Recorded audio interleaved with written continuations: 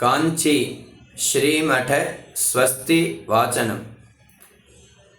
स्वस्ति श्रीमदखिल भूमण्डलालङ्कारस्त्रयस्त्रिंशत्कोटिदेवता सेवित श्रीकामाक्षी देवी सनाथ श्रीमदेकाम्बरनाथ श्रीमहादेवी सनाथ श्रीहस्तिगिरिनाथ साक्षात्कार परमाधिष्ठान सत्यव्रतनामाङ्कित कांची दिव्यक्षेत्रे शारदामठस्थितानाम् अतुलित सुधार समाधुर्य कमलासन कामिनी धम्मिल्ल संफुल्ल मल्लिका मालिका निश्चन्न मकरंद झरी सौवस्तिक वाङ्निकुंभ विजृंभणानंद तुंदुलित मनीषि मंडलानाम् अनवरताद्वैत विद्या विनोद रसिकानाम् निरन्तरालंकृतीकृत शांति दान्ति भूम्नाम् सकल भुवन चक्र प्रतिष्ठापक श्रीचक्र प्रतिष्ठा विख्यात यशोलंकृतानाम् निखिल पाषण्ड षण्ड कंटकोद्घाटनेन विशदीकृत वेद वेदांत मार्ग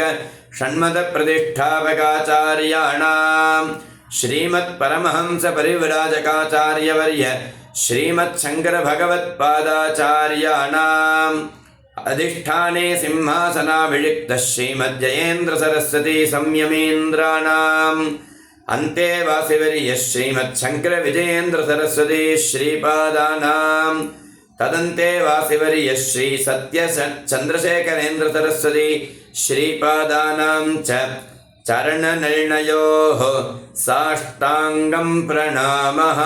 गुरुब्रह्मा गुरुविष्णु गुरुर्देवो महेश्वरः गुरुः साक्षात् परं ब्रह्म तस्मै श्री गुरवे नमः। गुरवे सर्वलोकानां भिषजे भवरोगिणां निधये सर्वविद्यानां दक्षिणामूर्तये नमः। अपार करुणा सिन्धुं ज्ञानदं शान्तरूपिणं श्रीचन्द्रशेखर गुरुं प्रणमामि मुदान्वहं। सदाशिवसमारम्भां शङ्कराचार्यमध्यमाम् अस्मदाचार्यपर्यन्तां वन्दे गुरुपरम्परां।